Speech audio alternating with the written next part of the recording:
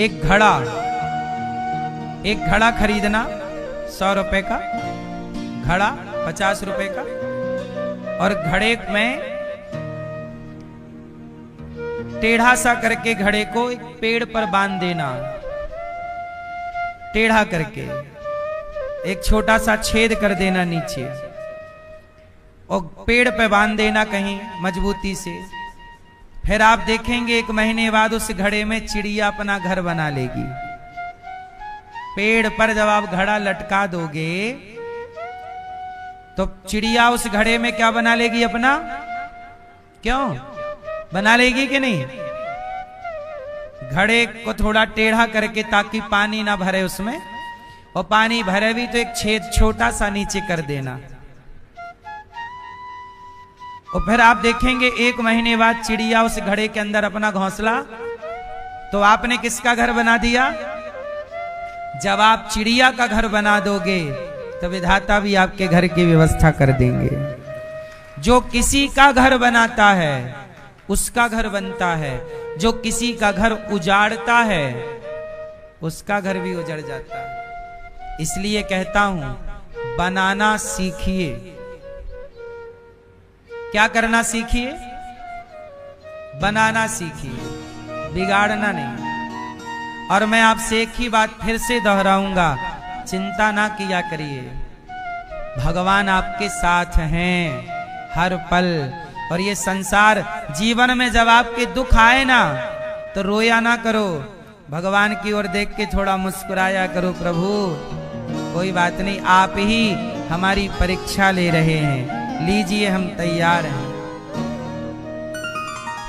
एक बच्चा होता है छोटा सा, जैसे ही उसे मां मारती है, एक थप्पड़, छोटे बच्चे को मां मारेगी तो बच्चे को एक थप्पड़ मारेगी मां तो बच्चा रोएगा। लेकिन एक चीज आपने देखी होगी, वो रोता हुआ बच्चा अपनी मां से ही चिपकता है। क्यों? ये बात सही है कि गलत है? मां मारेगी तो वो मां से चिपकेगा, छोटा है ना, उसे ये पता है कि ये भले मार रही है पर मेरा पालन भी यही करेगी, आंसू भी यही पहुंचेगी, दूध भी यही पिलाएगी, लोरी भी यही सुनाएगी, ख्याल भी यही रखेगी। जैसे थप्पड़ खाके भी बच्चा मां से ही चिपकता है, ऐसे दुख में भी तुम्हें भगवान से ही चिपकना है। प्रभु आप कितना भी दुख दो पर मैं आपसे दूर नहीं हो सकता, क्योंकि आपके सिवा मेरा कोई नहीं। जब इस भाव से आप भगवान के निकट जाते हैं तो फिर आप चिंता से मुक्त हो जाते हैं।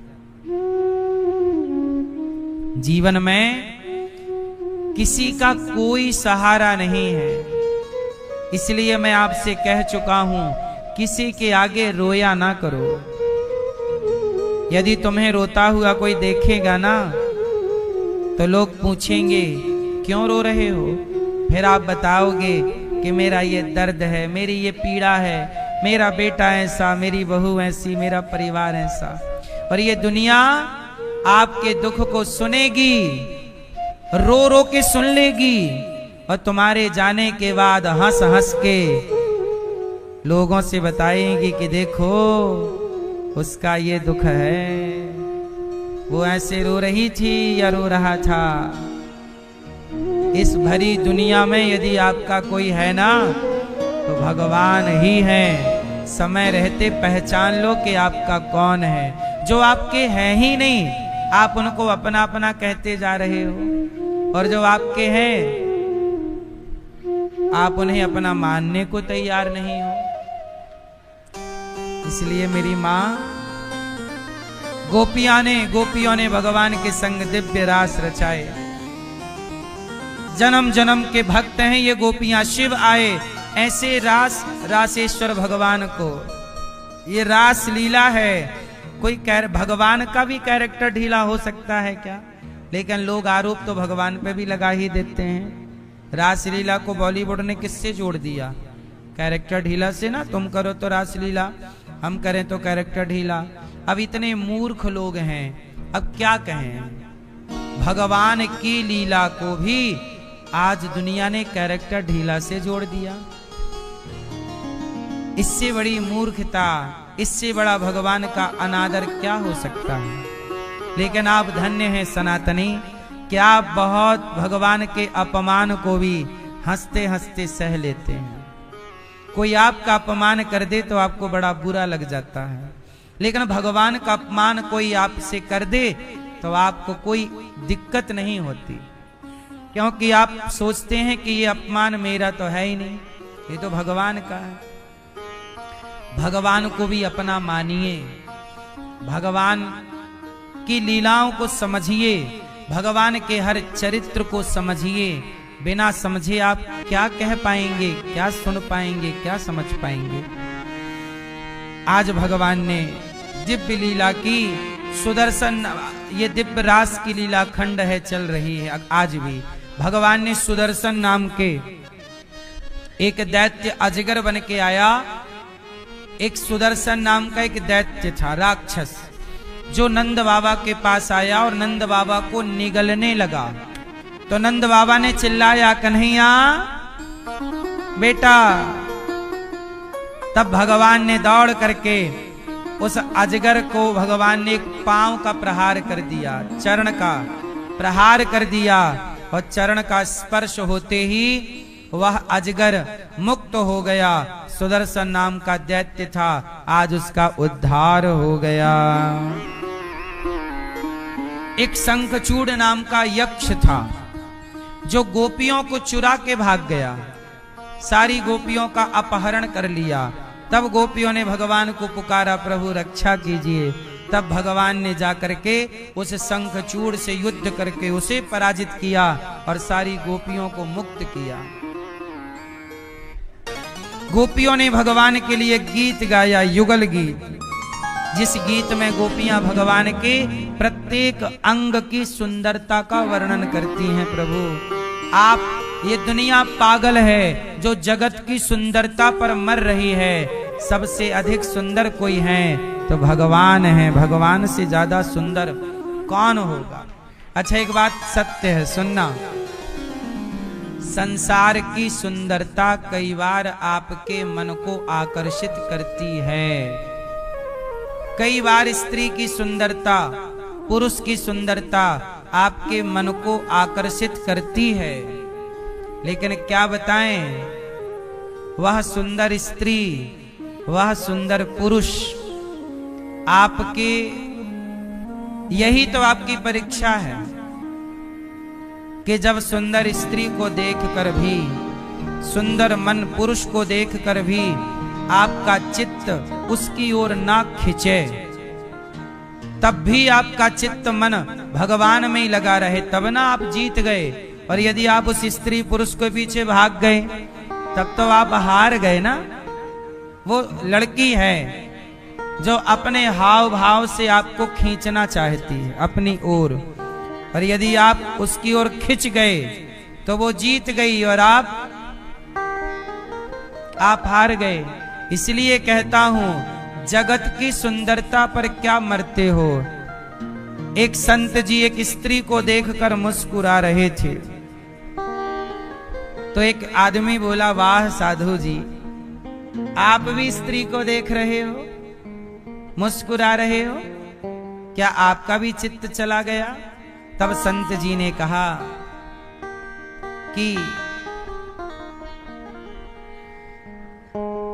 मैं जो देख रहा हूं वो तू नहीं देख पा रहा है, और जो तू देख रहा है वो मैं देखना ही नहीं चाहता। तो आप क्या देख रहे हो। तो संत जी ने कहा कि मैं इस लड़की की ओर देख तो रहा हूं, पर मैं इस लड़की को नहीं देख रहा हूं। तो फिर किसे देख रहे हो। संत जी ने कहा कि जो अजर हुए अदब तेरे देखते हैं, वो शेर कत्ल पहले अपना देखते हैं। ना मतलब है तुझसे ना सूरत से तेरी, हम तो सिर्फ कन्हैया तेरी कलम देखते हैं। हम तो ये देखते हैं कि जिस परमात्मा ने सुंदर स्त्री को बनाया है वो भगवान खुद कितना सुंदर होगा। इसलिए जगत की सुंदरता पर ना भाग जाना, जगत को बनाने वाला इससे भी सुंदर है, इसलिए नाम है श्याम सुंदर। संसार की कोई भी सुंदर स्त्री, संसार का कोई भी सुंदर पुरुष कितना भी सुंदर हो, जरा आप ये जरूर सोचिएगा कि जब ये स्त्री ये पुरुष इतनी सुंदर इतना सुंदर है तो इसे बनाने वाला विधाता, हाँ, जिसकी रचना इतनी सुंदर वो कितना सुंदर होगा। नाम तुम्हारा पालनहारा, जाने कब दर्शन होगा। जिसकी रचना इतनी सुंदर वो कितना सुंदर होगा। भगवान बहुत सुंदर है, संसार अपनी ओर खींचता है। अरे यही तो माया है,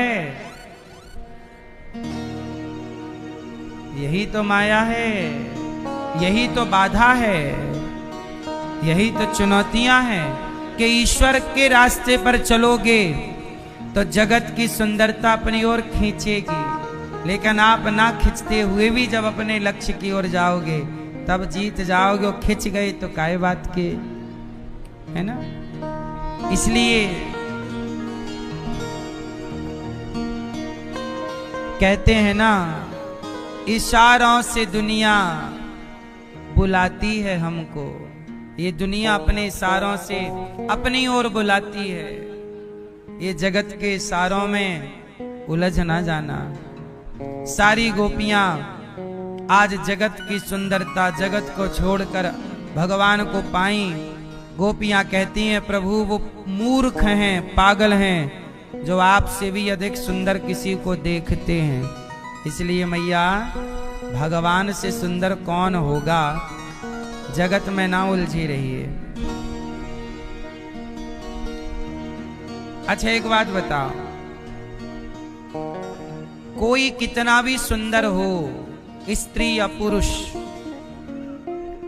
पर आप उस चमड़ी के भीतर झांक कर देखिएगा, सबके भीतर वही रक्त मांस मज्जा मलमूत्र भरा है कि नहीं। मलमूत्र से भरे हुए इस घड़े को यदि आप देखते हैं, एक राजा था, उसके राज्य में एक सुंदर सी कन्या थी। एक दिन राजा जा रहा था कि राजा की नजर उस सुंदर सी लड़की पर पड़ी, तो राजा ने उस लड़की को बुलाया, यहां आओ, तुम किसकी लड़की हो। लड़की ने बताया कि आपके यहां मेरे पिताजी काम करते हैं, आपके यहां जो प्रधान सेनापति हैं उनकी मैं बेटी हूं। अब तो राजा अपने सेनापति को बुलाया, बोला सेनापति यहां आओ। जी महाराज। बोले तुम्हारी बेटी बहुत सुंदर है, मुझे पसंद आई है, मैं उससे विवाह करना चाहता हूं। सेनापति तो बड़ा खुश हो गया कि चलो राजा से मेरी बेटी का विवाह हो जाएगा, राजा से मेरा संबंध हो जाएगा। सेनापति आए, अपनी बेटी से कहा बेटा तेरा विवाह मैं राजा से करना चाहता हूं। लड़की बोली पिताजी वो राजा मेरे बाप की उम्र का है, आपसे भी बड़े हैं, उम्र में तो आपसे भी, आप सेनापति हो, वो राजा हैं तो वो आपसे भी बड़े हैं, तो मेरे पिता से भी बड़े उम्र के व्यक्ति से आप मेरा विवाह क्यों करना चाहते हैं। बोले बेटा वो राजा तेरी सुंदरता पे, तू बहुत सुंदर है, इसलिए यदि मैं मना कर दूंगा तो राजा मुझे पद से हटा देगा और मुझे दंड भी दे सकता है कि तुमने अपनी बेटी को भड़का दिया, विवाह नहीं किया। लड़की बोली अच्छा ठीक है, आप राजा से बस ये कह दो कि 1 महीने बाद आप मेरी बेटी से मिल लेना, यदि 1 महीने बाद मेरी बेटी आपको पसंद आ जाए तो विवाह कर लेना। ठीक। अब उस लड़की ने क्या किया? अच्छा, राजा को लड़की पसंद नहीं थी, क्या पसंद था? क्या पसंद था भैया? सुंदरता, चमड़ी, बनावट, चमड़ी का रंग, सुंदरता अच्छी लगी, सुंदर है। तो लड़की ने कहा 1 महीने बाद राजा मेरे से मिल लें, यदि 1 महीने बाद मैं उन्हें पसंद आती हूं तो मैं कर लूंगी ब्याह, यदि वो मुझे पसंद करेंगे।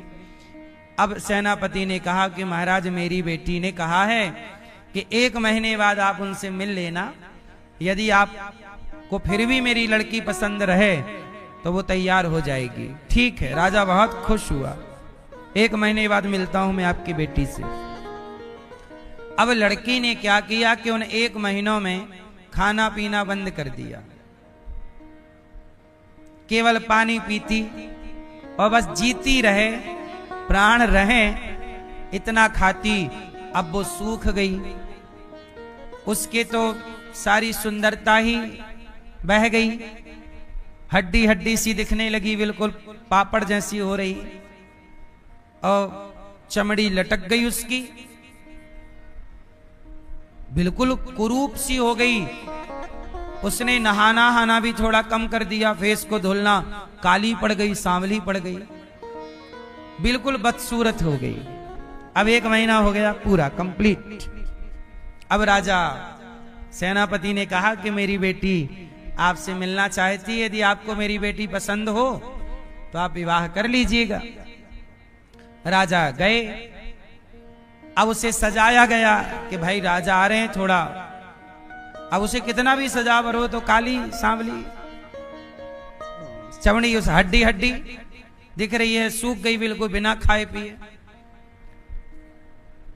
आंखों के नीचे काला काला धब्बा आ गया, सब तमाम प्रकार की चीजें। अब राजा आए, अब राजा ने देखा ये वो लड़की नहीं है। मंत्री, सेनापति, तुम्हारी लड़की कहां? तुम्हारी? अरे महाराज, ये मेरी ही लड़की है। अरे इसको क्या हो गया? महाराज, इसको एक बीमारी लग गई, आपने देखा, उसके बाद से बीमारी लग गई, इसको सूखा रोग हो गया।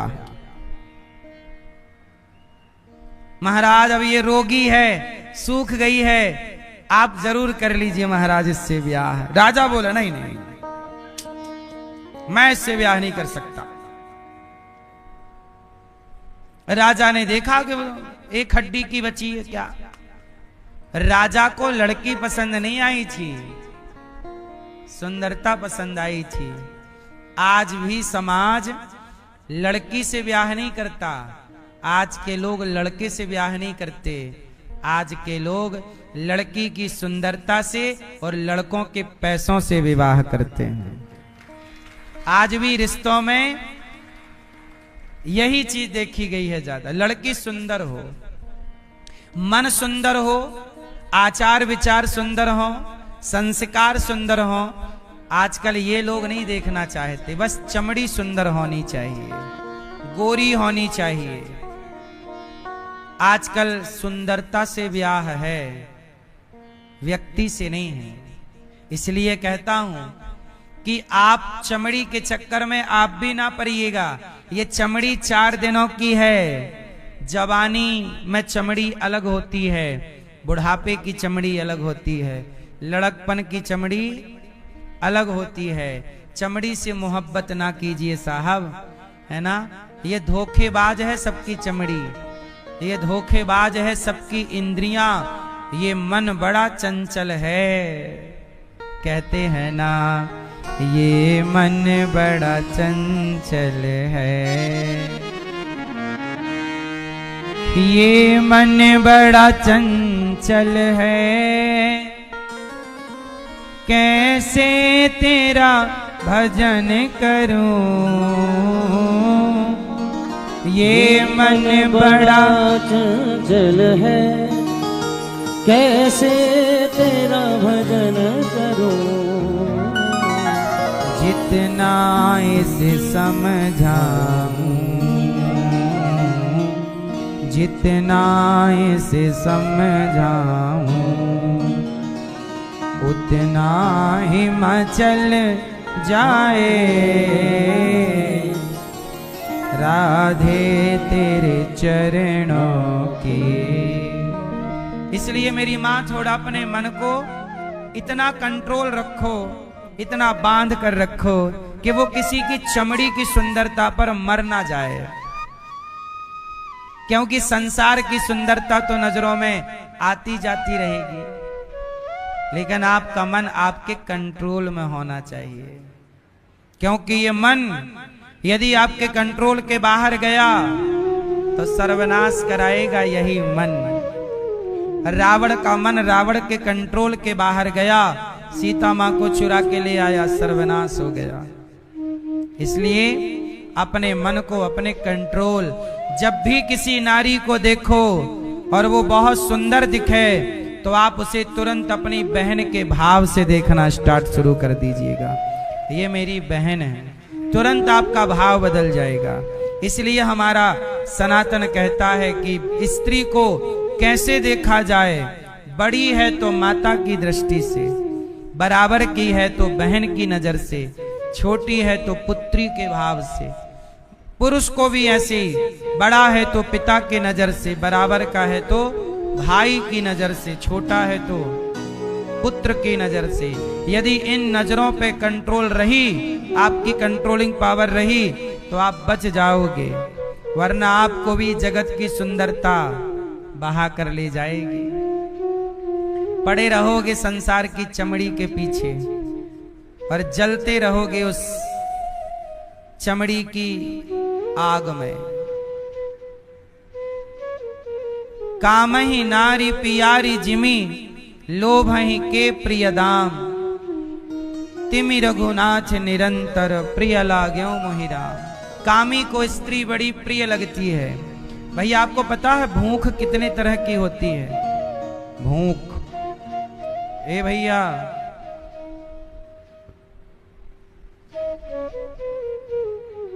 भैया ये बताएंगे चश्मा वाले, बेटा बताओ भूख कितने तरह की होती है? एक, ये भैया बताएंगे झोले के बगल वाले, आप कितने तरह की? नहीं बताओगे? गुस्सा हो क्या? नहीं?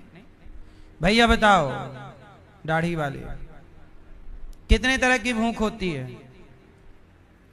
हैं? आ नहीं रही है आवाज।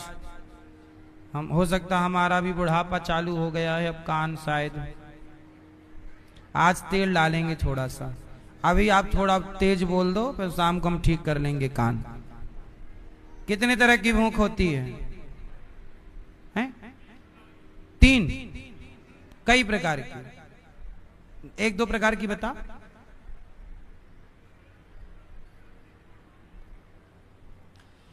भूख 2 तरह की है, वैसे तो फिर अनंत है, आप ठीक कह रहे हैं। पैसे की भूख, पद की भूख, प्रतिष्ठा की भूख, ये तो है ही है। पर मुख्य भूख 2 तरह की होती है भैया। भूख होती है पेट की। एक भूख कहां की है? बोलो। पेट की। जब पेट में भूख लगती है तो रोटी चाहिए, चावल चाहिए, दाल चाहिए, खाने को चाहिए। एक भूख है पेट की, जो दाल चावल सब्जी रोटी से मिट जाती है। हाँ या ना? पेट की भूख किससे मिट जाती है?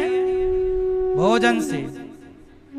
एक भूख होती है पेट की, जो जल्दी से मिट जाती है, दाल चावल सब्जी रोटी खाओ, पेट की भूख गई। और एक भूख होती है चमड़ी की। किसकी भूख? बोलो। चमड़ी की भूख। पेट की भूख तो 4-6 घंटे के लिए शांत हो जाती है।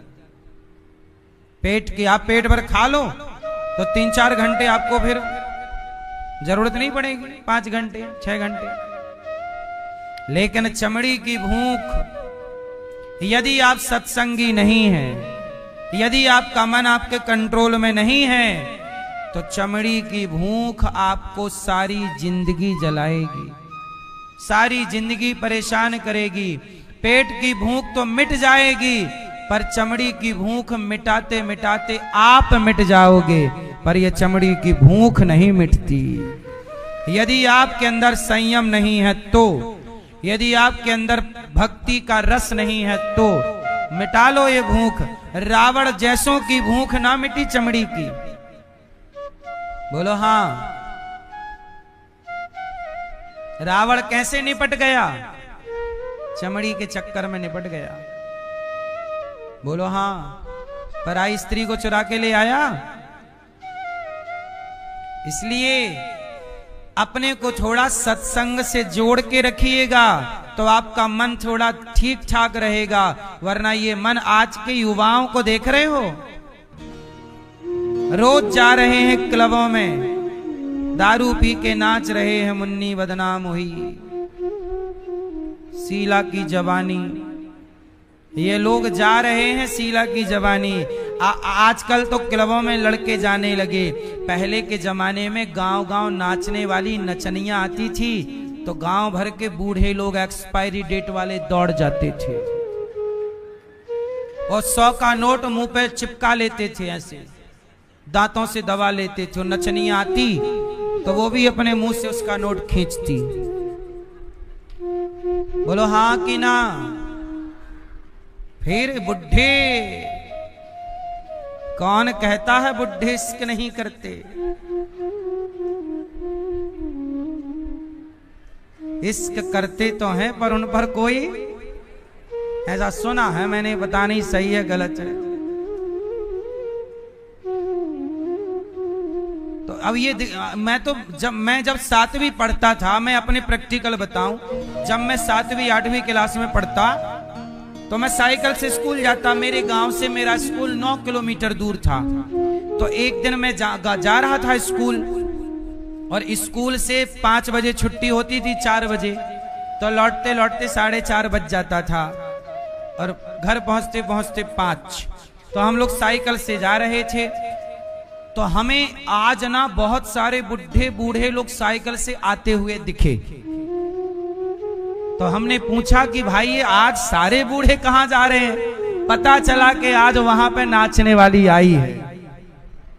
तो 4-6 गांव के बूढ़े नाचने वाली का नाच देखने गए। ये बात सही है कि गलत है? इसका मतलब देखो, बूढ़ा हो गया पर सत्संग किया नहीं, भगवान से मन को जोड़ा नहीं, तो मन क्या है? खुला हुआ साण है। वो खुला हुआ साण है मन, तो वो आपको परेशान करेगा। इसलिए अपने मन को भगवान के भक्ति के खूंटे से बांध दो, भगवान के चरणों से बांध दो, तो आपका बुढ़ापे में आपको परेशान नहीं करेगा ये मन। वरना आपका ये मन बार बार वहां, अब ये बूढ़ा वहां जाता नचनिया को देखने, क्या करता? चश्मा लगा लगा के देखता। बाकी तो सब जवान तो सो भी जाए, बूढ़े नहीं सोते पूरी रात। नहीं,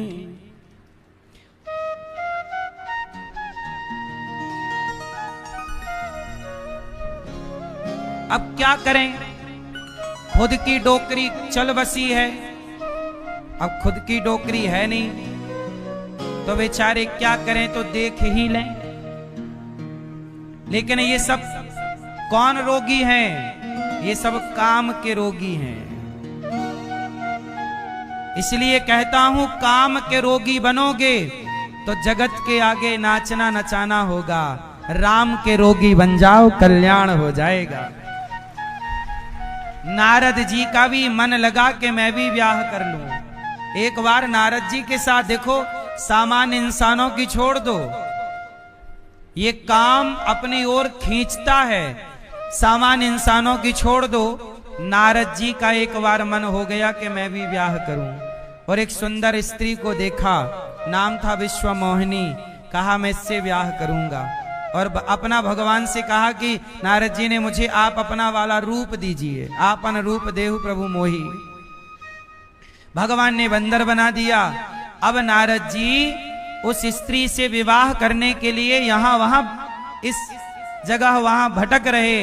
ये कथा ये बताती है कि काम बड़े बड़े संतों को भी भटका सकता है। इसलिए कहता हूं बारिश तो होगी, बारिश तो होगी, आप अपना छाता लिए रहिएगा। ऐसे ही काम का प्रभाव तो रहेगा, पर आप अपने प्रभु की कृपा की छतरी के नीचे रहिएगा, तो आप पर बूंदें नहीं पड़ेंगी, काम आपको सताएगा नहीं। वरना ये दुनिया में बुराइयां इतनी हैं कि बुराई, देखो बुराइयां आपको अपनी ओर खींचना चाहती हैं। आप बुरे हो जाइए, आइए, काम अपनी ओर खींचेगा, क्रोध अपनी ओर खींचेगा, लोभ अपनी ओर खींचेगा, अहंकार अपनी ओर खींचेगा। इतनी बुराइयां खींच रही हैं, आप अकेले हैं, कोई तो खींच ही लेगा। इसलिए कहता हूं अपने को भगवान से बांध के रखो। जब अपने आप को प्रभु से बांध दोगे तो फिर काम क्या खींच पाएगा, लोभ क्या खींचेगा, अहंकार क्या खींचेगा। और जो नहीं बंधते फिर वो खींचे। आप लोग कितने अच्छे हैं कि वृंदावन खींचे चले आए भगवान की ओर। आप भी तो बूढ़े हैं, कुछ लोग आप भगवान की ओर खिंच रहे हैं, तो कुछ लोग नचनिया की तरफ खिंच रहे हैं। खिंच सब रहे हैं, जिसके चित्त में निर्मलता आ गई वो भगवान की ओर खिंचेगा, और नहीं आई तो वो जगत की ओर खिंचेगा। खिंचेंगे सब,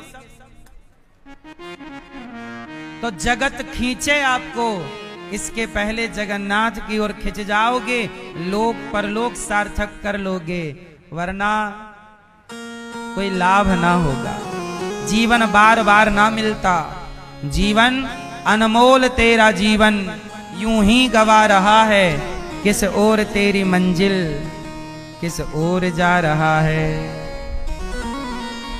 अनमोल तेरा जीवन, अनमोल तेरा जीवन यूं ही गवा रहा है। किस ओर तेरी मंजिल, किस ओर जा रहा है। सपनों की नींद में ही कहीं रात ढल न जाए, पल का है क्या भरोसा, कहीं जान निकल न जाए। गिनती की है ये सांसें, गिनती की है ये सांसें, यूं ही लुटा रहा है। किस ओर तेरी मंजिल, किस ओर जा रहा है। जाएगा जब यहाँ से कोई न साथ देगा, इस हाथ जो दिया है उस हाथ जाके लेगा। कर्मों की है ये खेती, फल आज पा रहा है। किस ओर तेरी मंजिल, तुम्हारी मंजिल किस ओर है? भगवान ही आपकी मंजिल है। लेकिन आज भगवान की ओर ना जाके लोग कहाँ जा रहे हैं? क्लबों में जा रहे हैं, नाचने वाली का नाच देख रहे हैं। तो यही कहा, ममता के बंधनों ने क्यों आज तुझको घेरा, सुख में सभी हैं साथी, कोई नहीं है तेरा। तेरा ही मोह तुझको कब से रुला रहा है। किस ओर तेरी मंजिल, मंजिल किस ओर जा रहा। तेरा ही मोह तुझको आपको क्यों चाहिए, इसलिए कहता हूं जगत की इच्छाएं त्याग दीजिए। इच्छाएं गई तो दुख भी गया, इच्छाएं हैं तो जब तक इच्छाएं रहेंगी चुभती रहेंगी इच्छाएं। जब तक है भेद मन में भगवान से जुदा है, खोलो जो दिल का दर्पण इस घर में ही प्रभु हैं। सुख रोज हो के भी तू दुख आज पा रहा है, किस ओर तेरी मंजिल किस ओर जा रहा है। इसलिए कहता हूं आप लोग समय रहते समझ जाओ संभल जाओ तो आपका बड़ा भला होगा, वरना रावण की लंका जल गई तो तेरा क्या हाल होगा रे कालिया। भगवान ने अरिष्टासुर का उद्धार किया। अच्छा, एक दिन नारद जी कंस के पास गए। नारायण नारायण, कंस खा रहा था। नारद जी बोले, कंस तुम्हारी मौत सिर पे नाच रही हो, तुम खा रहे हो मस्त, खाओ खाओ खाओ खाओ। कंस खड़ा हो गया। क्या हुआ? नारद जी बोले, देवकी का 8वां गर्भ नंद बाबा के यहां है। अच्छा, नारद जी अलग आग लगा रहे हैं। नारद जी क्यों लगा रहे हैं? क्योंकि नारद जी चाह रहे हैं कि कंस कन्हैया को बुलाए और फिर भगवान इसको मारे, जल्दी ये पाप समाप्त हो, पापी को तो जितने जल्दी मार दो। तो भगवान नारद जी कह रहे हैं, कंस नंद का छोरा देवकी का 8वां बेटा है। वो आकाशवाणी में कन्या ने कहा था ना आपसे कि देवकी का 8वां गर्भ तो पैदा हो चुका है, वो यशोदा का है। अच्छा, कंस बोला अभी मैं मारता हूं। अरे बोले ऐसे नहीं मार सकते।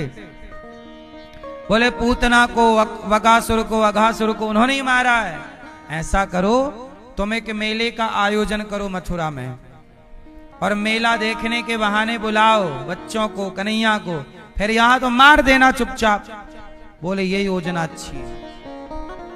तो नारद जी के कहने से कंस ने एक मेले का आयोजन किया और उस मेले के देखने के लिए अक्रूर जी को भेजा कि जाओ नंद के छोरा कृष्ण बलराम को लेकर के आओ।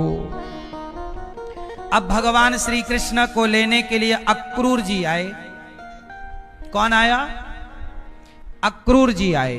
भगवान ने केसी और व्यामासुर नाम के दैत्य को मार डाला। अक्रूर जी समझ गए कि ये भगवान है।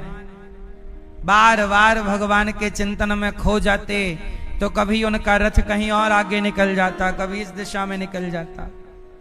सुबह के निकले, शाम को आए, दिन भर यहां वहां प्रभु के ध्यान में घूमते ही रहे। और जब शाम को आए तो कन्हैया गैया का दूध निकाल रहे थे। भगवान ने अक्रूर जी को प्रणाम किया। अक्रूर जी ने कहा, प्रभु आपको कंस ने बुलाया है, चलिए। भगवान समझ गए कि मेरी लीला का टाइम आ गया है, कंस के मरने का समय करीब है। तो भगवान माँ यशोदा से बोले कि माँ मुझे मथुरा में मेला घूमने जाना है, मेला लगा है, मैं भी मेला देखने जाऊंगा। मैया बोली, ना कन्हैया तो मेरे से दूर मत जा। ना मैया, मुझको तो जाना है। अब गोपियों को पता लगी कि कल कन्हैया चले जाएंगे, कोई अक्रूर नाम के व्यक्ति आए हैं लेने के लिए। सारी गोपियां बेचारी सोई नहीं, कल हमारे कृष्ण चले जाएंगे, इस बात से भयभीत होकर द्वार पर हजारों गोपियां खड़ी हैं। भगवान ने योजना बनाई कि सवेरे सवेरे जल्दी निकल पड़ेंगे, वरना हमें कोई जाने नहीं देगा। और जैसे ही सवेरे नहा धो के निकले तो द्वार पर हजारों गोपियां, हजारों सखियां, राधा रानी भी आई हैं बरसाने से।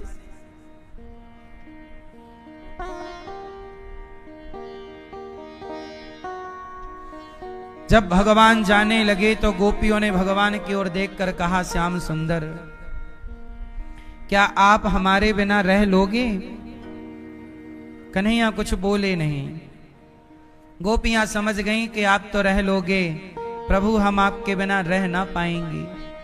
हे श्याम सुंदर, हमें छोड़कर मत जाओ। भगवान ने कहा, बस 2 दिन की बात है, मैं 2 दिन के लिए मथुरा जाऊंगा और 2 दिन में लौट कर आ जाऊंगा। मेला देखने जाना है। बाबा भी मेरे संग जा रहे हैं, नंद बाबा। गोपियां बोली, नहीं, मैं 2 दिन कैसे रहूंगी प्रभु? देखो, अब जैसे आपके प्राण कहें कि बस मैं 2 दिन के लिए जा रहा हूं, तुम 2 दिन मेरे बिना रह लेना। प्राण, आत्मा कहने लग जाए कि बस 2 दिन की तो बात है। क्या आप में से कोई भी प्राणों के बिना, आत्मा के बिना 2 घंटे रह सकते हो? हैं?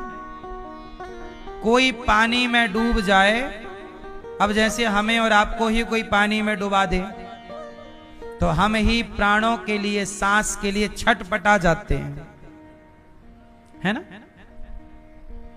5 मिनट भी हम लोग नहीं रह सकते, 2 मिनट भी रहना कठिन है।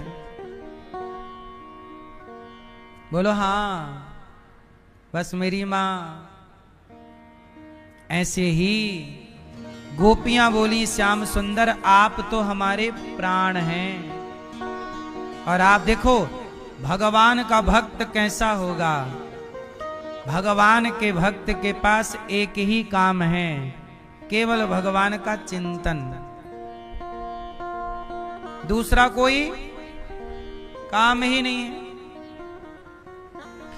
गोपियां भगवान के लिए बोली, प्रभु आपके बिना 2 घंटे भी रहना संभव नहीं। भगवान बोले, बस 2 दिन में मैं आ जाऊंगा। कह करके श्याम सुंदर चल पड़े। और जब भगवान चले ना मेरी मां, तो सारी गोपियां रथ के आगे जाकर लेट गईं। जाओ कन्हैया, पर अब हम तुम्हारे बिना जी नहीं सकती, इसलिए हमारे प्राण लेते जाओ। हमारे प्राण भी आप लेकर के जाओ। रथ के आगे लेट गई, जा रहे हो तो ये प्राण भी ले जाना श्याम सुंदर। तुम्हारे बिना हम इन प्राणों का करेंगी क्या? हमें जीना नहीं है तुम्हारे बिना। भगवान रथ से उतरे, राधा रानी का हाथ अपने हाथों में लिया, कहा, राधा मुझे लीला करनी है, कंस को मारना है। जिस उद्देश्य के लिए मैंने धरा धाम में अवतार लिया है, अब वो अवतार जिसके लिए लिया है वो काम करने का वक्त आ गया है। अब मुझे आज्ञा दो राधा। यदि राधे तुमने ही मुझे रोक लिया तो मैं अपनी उन लीलाओं से वंचित रह जाऊंगा। राधा रानी ने कहा कि प्रभु आपके बिना हम कैसे रहेंगे। श्याम सुंदर बोले, मैं कोई जा थोड़ी रहा हूं। राधा, जैसे तुम्हारा प्राण मैं हूं ऐसे मेरे भी तो प्राण तुम हो, पर जाना पड़ेगा लीला के लिए। राधा को समझा करके, सब गोपियों को समझा करके प्रभु रथ पर बैठे और 2 दिन का विश्वास दिलाए कि 2 दिन में मैं लौट कर आऊंगा, कह करके प्रभु चले गए।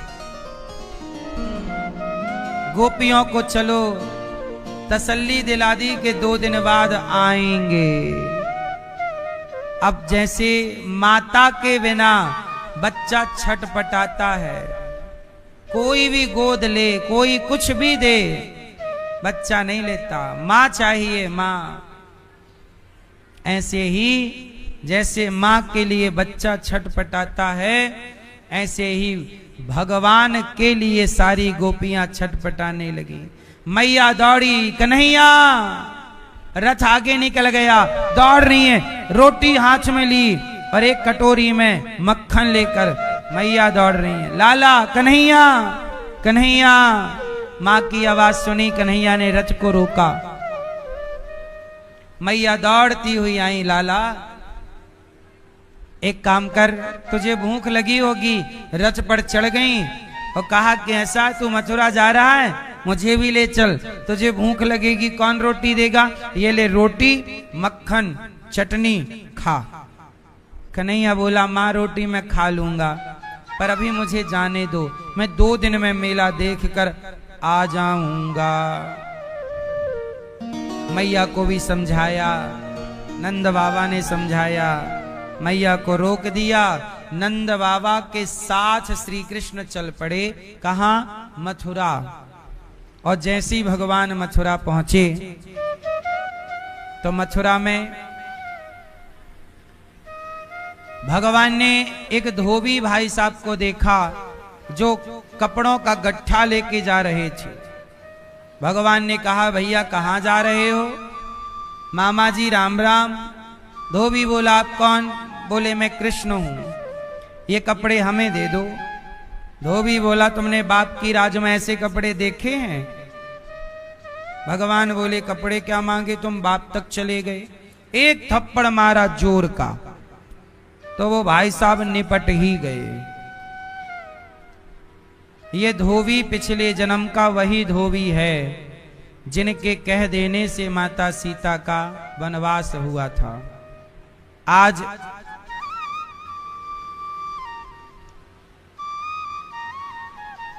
भगवान ने इनका उद्धार किया,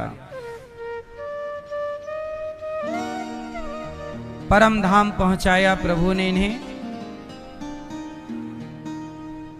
और आगे चले तो दर्जी मिले, दर्जी ने कपड़े नाप के बनाए, सुदामा नाम के माली ने माला पहनाया। भगवान ने कुब्जा, एक कुब्जा नाम की स्त्री, ये कुब्जा पिछले जन्म में सूपनखा थी। सूपनखा जो राम के पास गई और नाक वाक कटी इसकी, ये द्वापर युग में फिर आई और कुब्जा बन करके आई। और कुब्जा बनकर ये चंदन लेकर जा रही थी तो भगवान ने कहा, सुंदरी चंदन तो नेक दे दो। कुब्जा बोली, आज तक मुझे किसी ने सुंदर नहीं कहा, आपने क्यों कहा? भगवान बोले, जगत ने तुम्हारे तन को देखा है, हमने तुम्हारे मन को देखा है, इसलिए आप हमें सुंदर लगी। कुब्जा ने चंदन